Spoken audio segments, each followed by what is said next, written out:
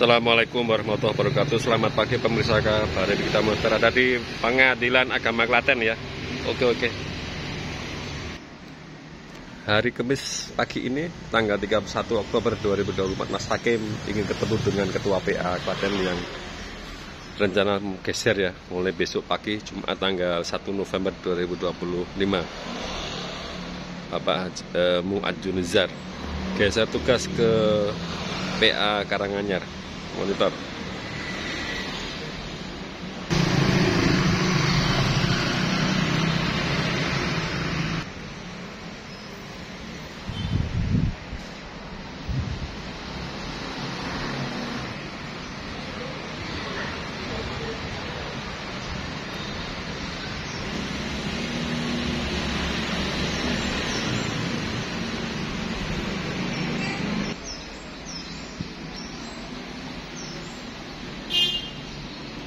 Ini Pak Mu'ad Junizar penyama jajarannya ya.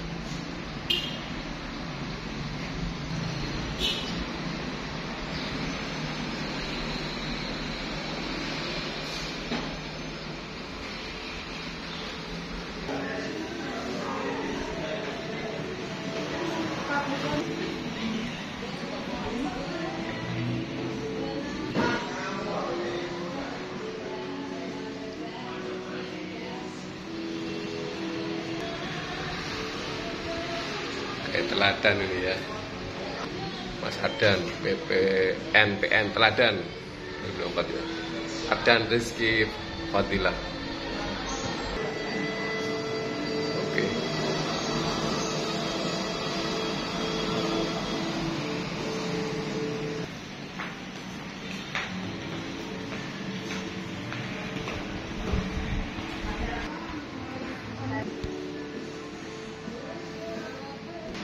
Oke, ini 8 nilai utama ya. Mahkamah Agung Republik Indonesia: kemandirian, integritas, kejujuran, akuntabilitas, responsibilitas, keterbukaan, ketidakberpihakan, dan perlakuan yang sama di hadapan hukum. Oke, siap. Oke, semangat ya. Ini Ketua Pengadilan Tinggi Agama Semarang, Bapak Zulkarnain. Ketua MA Pak Syarifuddin, Wakil Ketua MA Sunarno.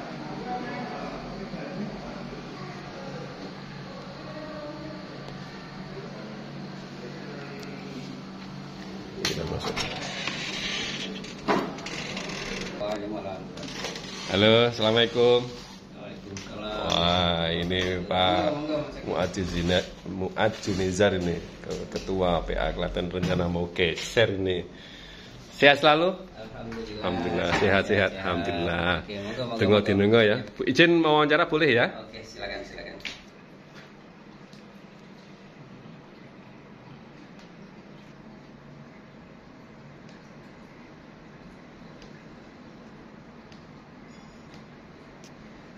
Oke, Pak Junizar, ini apa kira-kira persiapan ini mau geser menjadi Ketua PA di Karanganyar? Apa persiapannya ini kemarin dan rencana kapan ini? Baik, terima kasih Mas Hakim. Assalamualaikum warahmatullahi wabarakatuh. Terima kasih atas waktunya Mas Hakim bisa bersilaturahim di sini.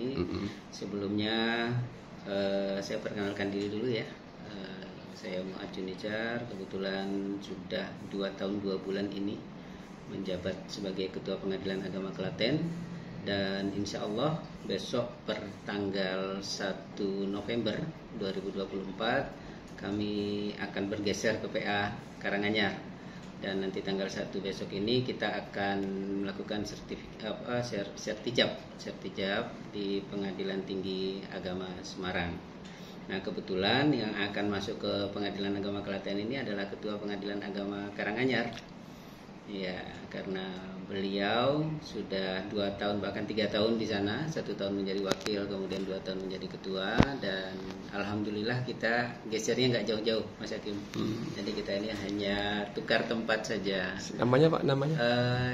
Ini ketua yang akan masuk ini kebetulan perempuan, namanya Ibu Riana Ekawati, dan insya Allah beliau juga sudah familiar dengan Klaten, dan juga Kalau di Karanganyar itu kalau yang saya lihat selama ini aktivitasnya dengan Bupati, dengan Forkopimda juga sudah bagus. Jadi insya Allah untuk adaptasinya di Klaten insya Allah tidak akan lama dan tidak sulit. Siap. Melanjutkan lagi ya silaturahmi komunikasi yang dibangun Pak Muat di Klaten. Betul. Jadi ini juga menjadi kesan tersendiri di Klaten, Mas Hakim, karena kebetulan Klaten ini kan ketua yang kedua saya menjabat sebagai ketua untuk yang kedua kali. Sebelumnya saya menjadi ketua di Bangli di Bali, kemudian pindah promosi di 1B di Boyolali sebagai wakil. Nah kemudian diangkat menjadi ketua lagi di Klaten. Nah di Klaten ini memang punya kesan tersendiri, terutama kaitannya dengan hubungan dengan para pejabat, dengan bupati, stakeholder, berikut juga dengan para Forkopimda. Nah ini luar biasa memang Klaten, kegiatannya sampai nggak sempat bernapas ini Mas Hakim. Padat ya agendanya. Padat sekali. Bahkan kita susah untuk mengkondisikan, terlebih Klaten ini kan untuk PA-nya perkara cukup banyak, sedangkan hakimnya sangat terbatas. Mau tidak mau kami selaku ketua pun harus ikut bersidang untuk meminimalisir jumlah perkara yang ditangani oleh teman-teman hakim, sehingga harus membagi waktu dengan kegiatan-kegiatan di Forkopimda. Apalagi kalau sudah masuk di rangkaian ulang tahun Klaten dan HUTRI, wah itu luar biasa, 3 bulan sendiri itu Mas Hakim. Melelahkan dia. Melelahkan, belum lagi kalau acara malam. Tapi menyenangkan juga. Wah, ada pentas musik, ya, kira budaya, kira pembangunan. Betul. Jadi keakraban Forkopimda, kehangatan beliau-beliau, terutama jujur kalau Ibu Bupati, beliau sangat sangat humble. Kemudian kalau saya katakan karena beliau adalah ibu-ibu, jadi ngemong kami, karena rata-rata Forkopimda kan bapak-bapak semua. Nah, dan beliau bisa mengimbangi kami yang bapak-bapak, dan juga kelebihan beliau ini juga bisa merangkul istri-istri dari Forkopimda, sehingga kegiatan kami juga pasti melibatkan istri. Nah ini juga menjadi sebuah kelebihan dari Bu Sri Mulyani. Terima kasih Bu Bupati, ini luar biasa. Siap. Masuk kemarin ya Pak upacara hari santri itu terakhir Mas ya? Iya. Upacara hari santri itu terakhir. Sebenarnya ada yang kemarin yang waktu tanggal yang Sumpah Pemuda 28 Oktober. Hanya saja mohon maaf kami tidak bisa ikut bergabung saat itu karena kebetulan juga kami ada kegiatan di internal. Di PA Klaten saat ini ada berapa hakimnya? Alhamdulillah kemarin tanggal 28 kita ada tambahan 2. Jadi jumlah hakim keseluruhannya ada 5 saat ini. Kalau sebelumnya kita hanya 3 ditambah ketua wakil ya. Jadi ketua wakil sama 3 hakim 5. Nah sekarang alhamdulillah menjadi 7. 7 hakimnya? Hakimnya ada 7 sekarang dengan ketua dan wakil. Oke, namanya apa enggak? Hafal dong. Ya, satu. Nah hakimnya itu yang kalau saya dengan Bu Wakil, kemudian yang C1-nya itu Pak Febri, yang C2 ini urutannya. C2 ini baru dilantik kemarin Pak Ade, kemudian yang C3 itu Bu Intan yang saat ini lagi cuti melahirkan, kemudian C4 itu Bu Konita, dan yang C5 yang baru dilantik terakhir kemarin Ibu apa yang terakhir? Lupa. Udah nggak apa-apa. Kalau karyawan ada berapa? Jumlah karyawan. Karyawan itu kita alhamdulillah kemarin ada tambahan lagi PP 1 orang, sehingga karyawan jumlahnya 32. Ditambah dengan honorer 10. Siap. Kalau boleh tahu Mas Akan pengen tahu sebetulnya apa aja sih layanan di PA Klaten? Apa layanan? Nah, ini yang perlu kami sampaikan, dan sebenarnya butuh sosialisasi lebih jauh ya Mas Hakim ya. PA Klaten itu kan terkadang orang beranggapan yang pertama nih, PA Klaten itu masih bagian dari Kementerian Agama. Itu yang pertama. Ini saya mitos atau fakta mungkin nanti. Diluruskan. Nah, ini saya akan luruskan. Yang jelas memang dulu Pengadilan Agama itu standar ganda. Untuk administrasi perkantorannya itu masih di bawah Kementerian Agama, namun untuk administrasi justisial, teknis justisialnya itu di bawah Mahkamah Agung. Namun semenjak tahun 2004 itu kami satu atap semua seluruh peradilan baik PA, PN, Petun dan Dilmil itu di bawah Mahkamah Agung semua. Jadi sejak 2004 NIP kami berubah. Yang awalnya 150, kalau NIP yang lama itu 150, sejak 2004 berubah menjadi 220 di awalnya kepalanya. Tapi kalau sekarang kan NIP-nya sudah pakai tanggal lahir dan seterusnya ya. Nah, sehingga tidak bisa kita bedakan apakah ini instansi mana. Tapi kalau dulu masih terlihat instansinya. Nah, sejak 2004 kami satu atap, sehingga seluruh kaitannya dengan administrasi perkantoran maupun untuk teknis justisial itu sudah di bawah Mahkamah Agung. Siap. Kemudian kalau untuk tupoksinya Pengadilan Agama, kewenangan Pengadilan Agama, nah ini juga kadang-kadang orang beranggapan Pengadilan Agama tempat orang bercerai saja. Memang mayoritas perkara yang kami tangani adalah perceraian, tapi yang perlu dipahami, tugas Pengadilan Agama itu adalah menyelesaikan perkara-perkara perdata untuk warga yang beragama Islam atau yang menundukkan diri dengan hukum Islam. Nah, perkara-perkara keluarga, perkara-perkara perdata khusus lah istilahnya. Perebutan waris ya. Waris, kemudian harta bersama, nafkah, kemudian juga kaitannya dengan hak asuh anak. Ya tentunya perceraian, cerai talak dan cerai gugat juga ada di situ. Nah, Klaten sendiri ini memang luar biasa, lebih variatif perkaranya dibanding dengan satker lain yang ada di wilayah Solo Raya. Dengan jumlah perkara yang relatif besar, ini harusnya PA Klaten ini naik kelas di kelas 1A kalau dilihat dari bobot perkara. Sekarang kelas 1? Ini 1B. Masih 1B. Masih 1B. Nah, rencana kapan 1A-nya? Nah, ini kita sudah beberapa kali pengusulan, bahkan harusnya tahun ini kita bisa naik kelas. Hanya saja kebijakan dari Mahkamah Agung itu untuk saat ini kenaikan kelas lebih diprioritaskan yang di luar Jawa. Oh, berarti kalau nggak naik berarti nunggak. Siap. Oke, Pak Muad, gimana untuk angka-angka perceraian atau gimana masukan-masukan sampai the last minute ini mau pergeseran ke Karanganyar gimana? Baik, terima kasih Mas Hakim. Baik, seperti yang saya sampaikan tadi, memang perkara di PA Klaten cukup variatif dan sedikit menantang dalam tanda kutip. Karena tidak hanya perkara perceraian yang kami tangani di sini, perkara-perkara kebendaan itu cukup banyak juga, baik itu perkara waris, kemudian perkara ekonomi syariah, perkara gugatan sederhana, termasuk juga penetapan ahli waris. Meskipun orang beranggapan penetapan ahli waris itu hanya perkara permohonan, namun di sini cukup butuh kehati-hatian. Karena penetapan ahli waris di sini seluruh pihak itu harus masuk gitu, dan itu juga terkadang kurang dipahami oleh masyarakat. Nah, kaitannya dengan perkara yang kami tangani di tahun 2024 ini ada sekitar 1.732 ini sampai hari ini 1.732 ditambah sisa tahun lalu kita hanya 30 perkara maksudnya. Jadi tahun lalu kita menyisakan 30 perkara ditambah dengan yang masuk di sampai per hari ini. Nah, dari 1.732 ditambah 30 itu 1.762, yang sudah kita selesaikan itu 1.562. Jadi masih ada tersisa 200 perkara yang masih berjalan untuk di bulan November dan Desember ini. Untuk angkanya yang fantastis mungkin, yang ketika COVID dulu kan sekitar 2.600-an ya. Oh iya. Kalau yang saat ini gimana?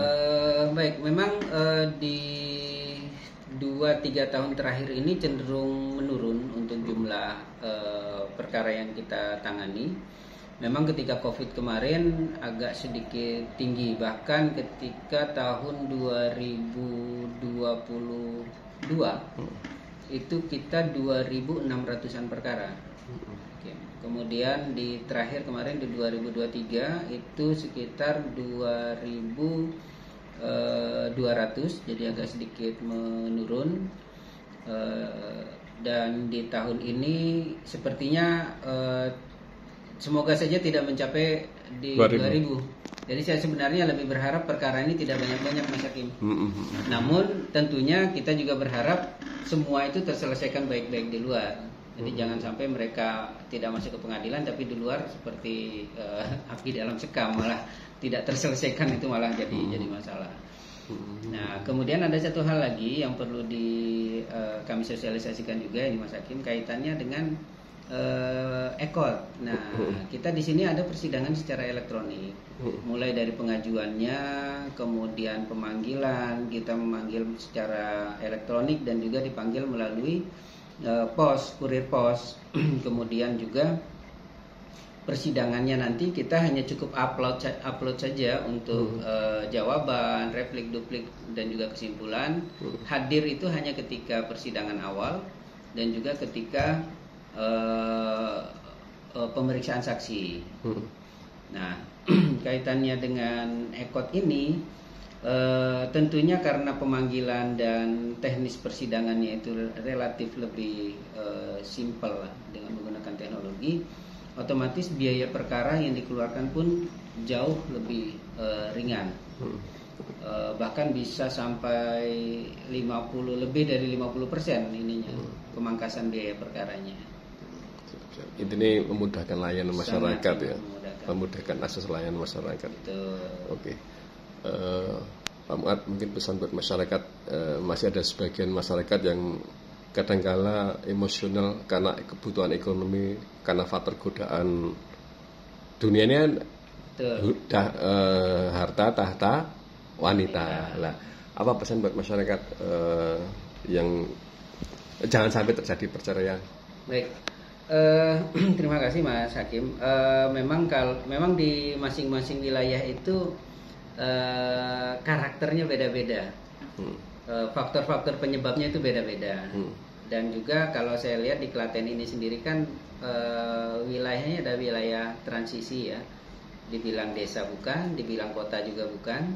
Kemudian juga Klaten ini adalah wilayah perlintasan yang sehingga kemajemukan masyarakatnya juga cukup tinggi.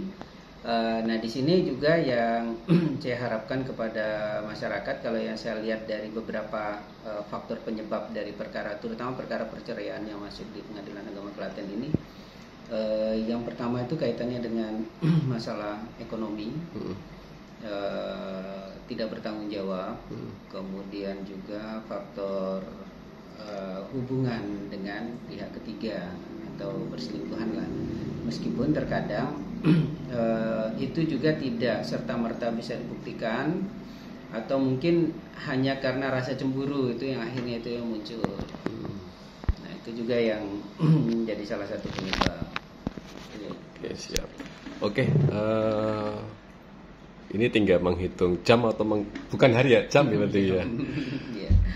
Apa ucapan Pak Muad buat ya jajaran pemerintah Klaten, stakeholder masyarakat termasuk juga media, ucapannya apa, semacam pesan apa yang mau disampaikan ini? Baik, terima kasih Mas Hakim. Tentunya dari pengalaman 2 tahun 2 bulan kami di Klaten, kami sudah sangat merasakan bagaimana atmosfer di PA Klaten, bagaimana kita menyikapi para pihak yang datang ke Pengadilan Agama Klaten, dan bagaimana pula hubungan kita baik dengan jajaran Forkopimda, terutama dengan Ibu Bupati dan jajarannya, juga dengan rekan-rekan di media. Nah, ini kalau untuk masyarakat, harapan kami ke PA Klaten atau ke pengadilan itu adalah untuk menyelesaikan masalah. Ya. Sedapat mungkin masalah itu dapat terselesaikan dengan baik. Kemudian yang kedua, jaga keharmonisan, jaga kerukunan baik dalam rumah tangga maupun dengan keluarga dan juga masyarakat sekitar. Karena misalnya seperti yang saya sampaikan tadi, waris itu ya sudah, kalau misalnya tidak dibagi dengan keluarga secara baik-baik, sebaiknya dilakukan. Jadi tidak perlu harus datang ke pengadilan yang akhirnya menimbulkan permasalahan. Namun ketika datang ke pengadilan pun kami di sini berupaya untuk melakukan mediasi. Nah, itu menjadi keharusan bagi kami ketika Bapak Ibu datang, baik penggugat dan tergugat, kita harus melakukan mediasi dan harapan kami juga itu dapat diselesaikan dengan baik. Jadi sekali lagi kami harapkan dan terima kasih masyarakat atas dukungannya untuk Pengadilan Agama Klaten.